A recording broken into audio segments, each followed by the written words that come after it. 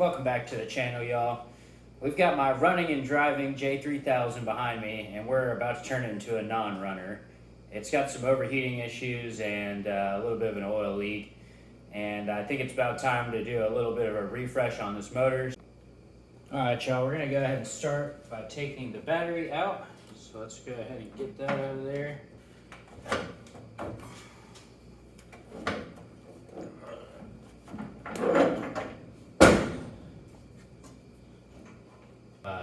Got a 3/4 wrench here to get this AM fitting off. It was actually extremely loose, which would explain some of the gas that's kind of, or dirt and oil and gas that's built up around this carburetor. So, good thing we got in here and checked her out.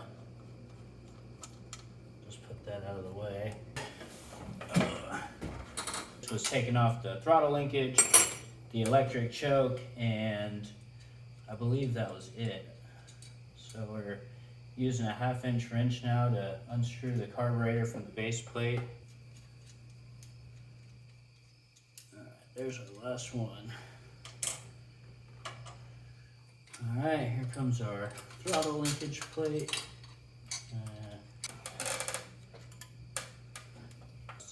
We'll go ahead and get this power steering pump out of the way. Alright, there's the power steering pump there. Just put a little rubber plug in there to keep it from leaking all over the place. Also got the belt, trying to keep the systems kind of contained with each other. Alright, let's go ahead and get the alternator off. And then I went ahead and grabbed my electric ratchet too, just to speed this process up a little bit. There.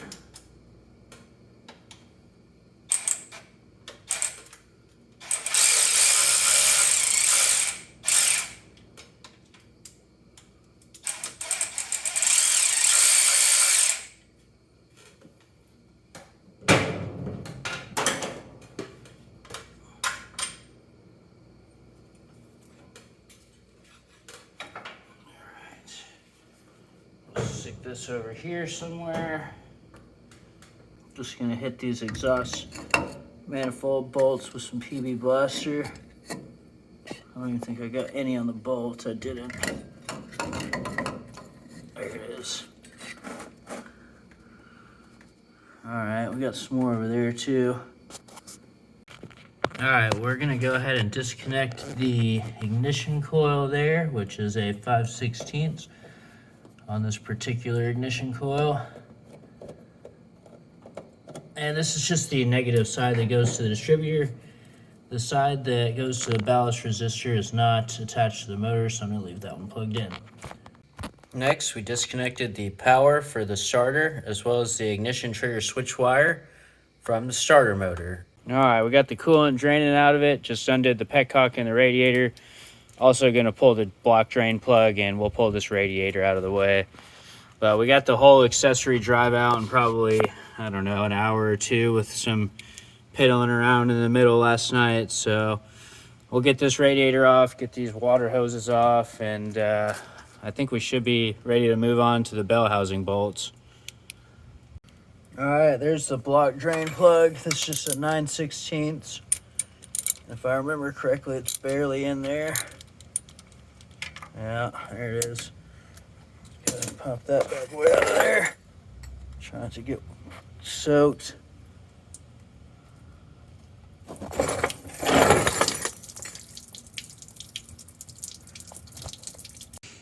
All right, now we'll unhook the electric fan, and I was just looking at the electric choke wire. You can see it actually got burned, so I'm glad that we inspected that and just happened to be in here messing around. But here's the electric choke, and I just put a little tag there that says electric fan, excuse me. So this is electric fan wire, and I just labeled it so I wouldn't forget.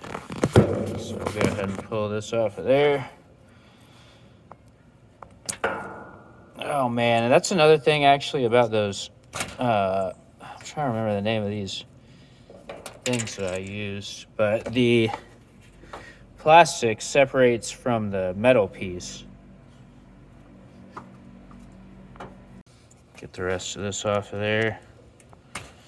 All right, there we go.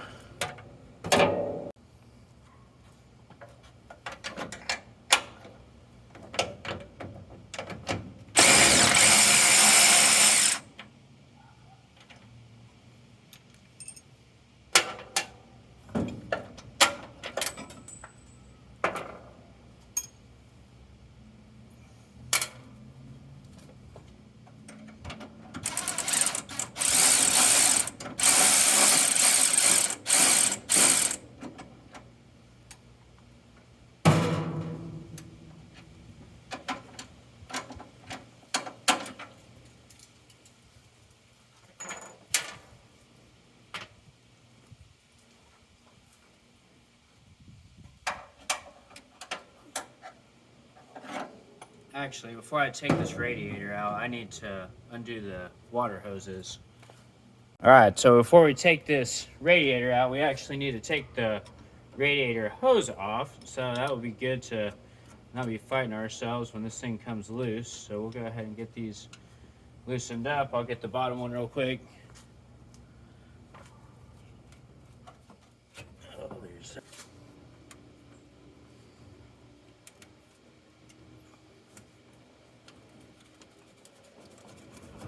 There it is. Get that bottom one off here. All right, there it goes. All right, got that out finally.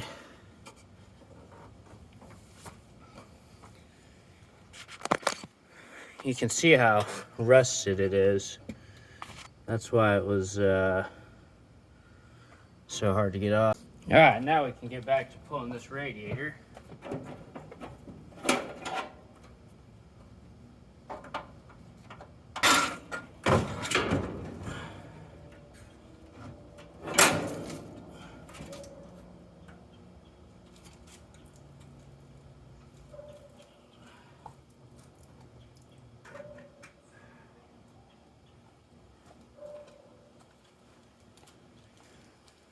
Alright, got the radiator out. Alright, y'all, we're heating up the exhaust manifold bolt to make this a little bit easier to get off. And I think I've finally found the source of that annoying exhaust leak that I've talked about in previous videos. You can see right there, big old hole in the exhaust manifold, right by the collectors. So that was probably where all that ticking racket was coming from. I'll probably try and patch these together with a little bit of weld if it's not. Well, we'll make this exhaust work because it's the only one we got, basically. They don't make anything else for this truck.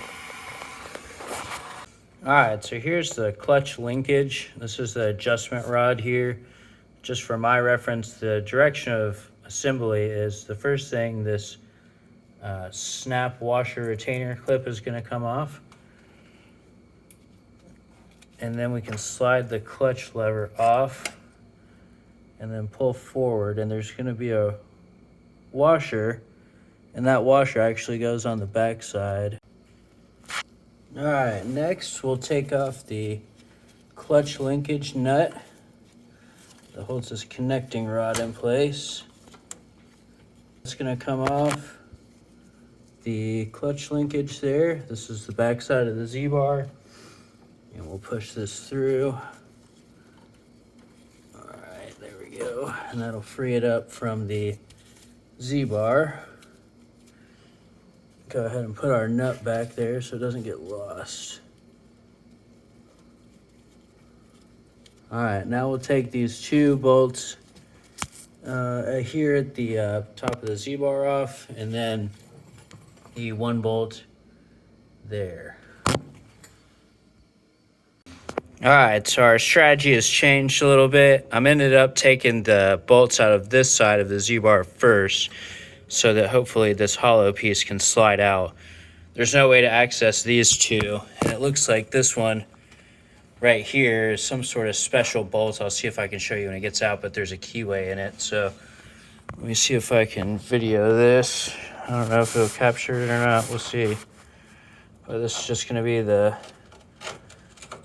hopefully the top of the clutch linkage sliding out.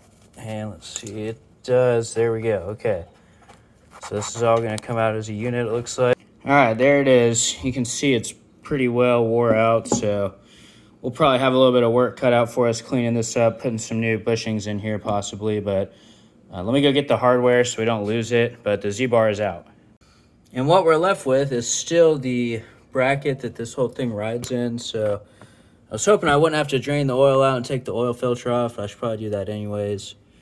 But yeah, we still need to get that off because that is connected to the side of the bell housing there. So we'll need to get that off for the block to come free. Looks like it's, yeah, that's exactly what's going on there. All right, y'all, we went ahead and took our bracket off right there. I just put the bolts back in the block so we wouldn't lose them. We also need to remove our, I think they call this the clutch over centering spring, but I could be wrong. or like a return assist spring basically is what that is. So we'll get off of that off of there because one of these bolts goes into the motor, and then you can see another one up top, and there's a couple more towards the top of the bell housing. And then I was hoping I wouldn't have to pull the starter because this thing's a pain in the ass to install, but it's looking like I'm going to, so that way I can access the bolts back there, because you can kind of see up in there, they're tucked up behind the starter. It'll make it a lot easier to get to those guys. I've got, let's see, one more of the exhaust collector bolts on the left side there. And sorry, my phone was making some weird stuff. So I got one more of those, and then one more up front there. And of course the motor mount bolts here, and that should do it. So got my pulley plate there so I can hook the cherry picker onto it, but she's about to come out soon.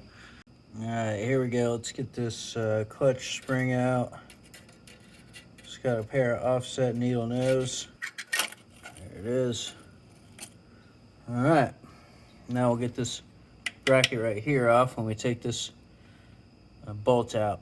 All right, we did end up taking the starter out. This is a high torque mini starter that was $400 for this truck, and I've only used it, probably got under 50 starts on it, but I wanted to get damaged when we were pulling the motor. It was right there mounted on the transmission. Here's what I was talking about with the wires pulling out of their leads with this particular brand of Tycon wiring connectors. It seems to happen more frequently with these than the other ones, the heat shrink ones. If you want something that you can continually reuse, take the wire on and off, I would recommend one of these heat shrink wiring connectors. I already used all the spade connectors up though, which is why I ordered this nylon quick disconnect set, but it just, the plastic's a little bit harder, so it doesn't have as much contact as this other one. All right, we got the exhaust unhooked with a little persuasion from the pry bar. No big deal. Our engine mounting fixtures getting mounted up. I've got some shackles there. Last things left to do are take the hood off and then undo the other 4 mounting bolts from the bell housing to the back of the motor. There's our other exhaust junction where the collector meets the exhaust pipe. You can see there's a little hot air riser choke thing mechanism right here.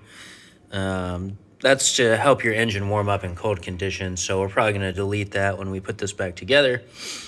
And then back up here, we've got our 5/8 mounting bolts. I don't know if y'all can see that well or not, but there's one that I've already taken off. We've got one and then 2 more down here. And then there's also, let's see. See that there's also the top one that I've already taken off here, and then we've got another one and one more down there behind the throwout lever. So it's actually only, let's see, 2, 4, 6 bolts to hold this whole thing in. I've also got a ratchet strap supporting the bottom of the transmission here. Shout out to Rhino USA retractable ratchet straps for making this an easy little support beam here. But we'll get this out and then we'll slide the input shaft forward and we'll get this motor out of here. And we're just using a long handled 3/8 ratchet with a 5/8 socket on the front of it to get to these bell housing bolts, and it's actually making pretty good work of it. It's not as tight as I expected it to be, so we got 2 more and we'll get this puppy out of here. And this last bolt has the bracket for the clutch over centering spring, so we'll just have to remember that when we put it back together.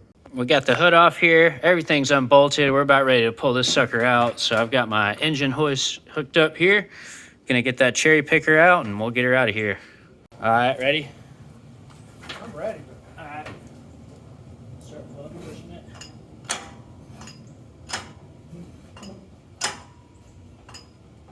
Oh, hang on a second.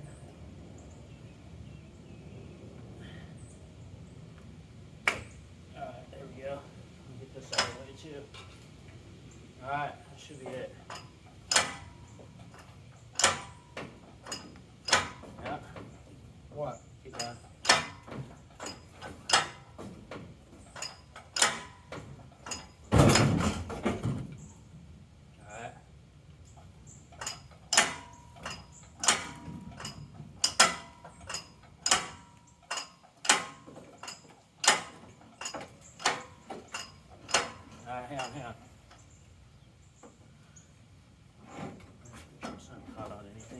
Here.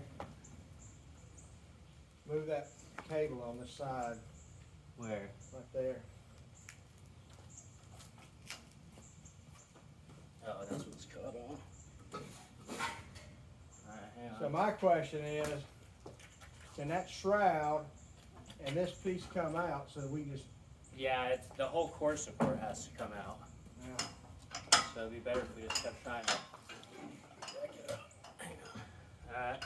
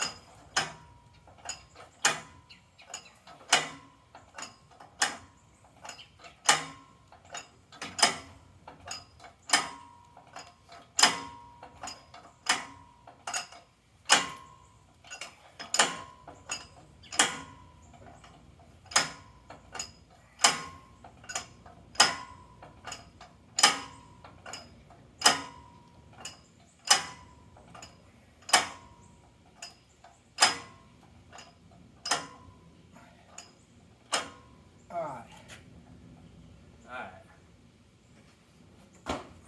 push it back. I That's fine, that's fine. I just wanna see if it'll go. I think it'll go. Alright. See if we can roll it back.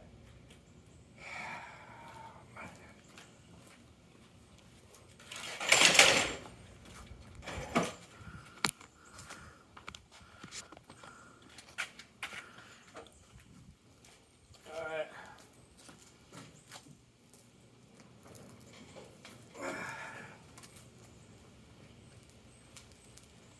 That's good right there for now. Alright. Get your rock underneath there.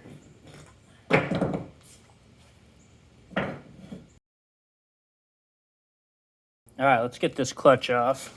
It's a 9/16.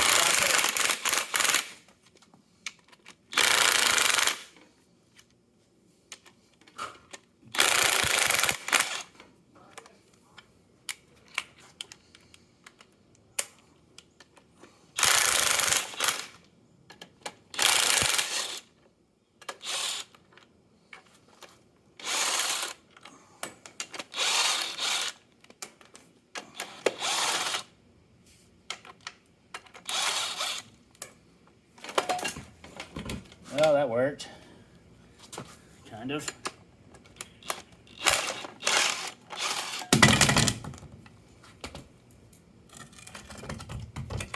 All right. And as you can see, we didn't have not have much clutch material left at all. So, if nothing else, it was good to change the clutch, which I knew because the clutch was slipping. What? I'm talking to the internet about the clutch slipping. Look at that. Was it bad? Yeah, there's nothing left of it. That's true. So that's why it was You need a slipping. new, well, see, you need a new clutch. Well, I knew that going into it. I was going to do a clutch anyways Well, on you it. put the pressure barrier and everything in it? Yeah. Alright, I'm pretty sure the clutch goes in with the longer side of the shaft retainer like this. And then, yeah, I think that's what's going on there. Alright, now we're going to go ahead and get the flywheel off. I put a little reference mark at the top here and on the block there. It's not weighted, but it's still good to just put it back in the same orientation if possible.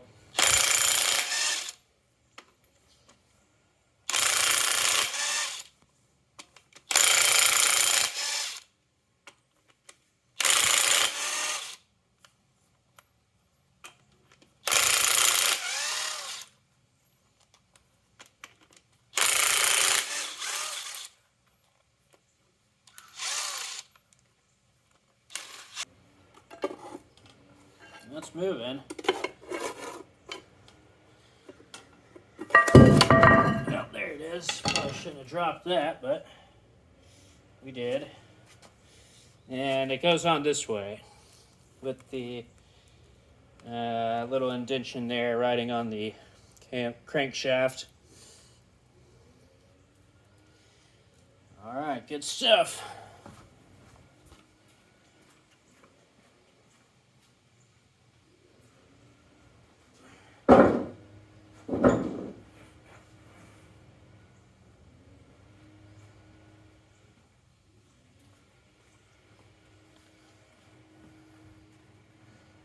Might pull this off and wash it anyways.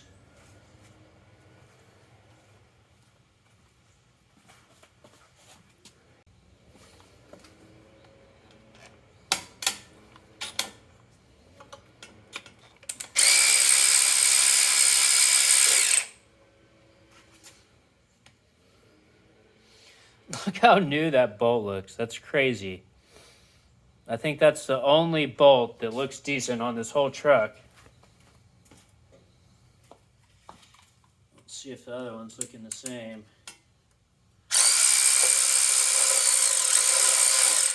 Yeah, the other one's pretty nice too. All right, get that inspection cover thing off.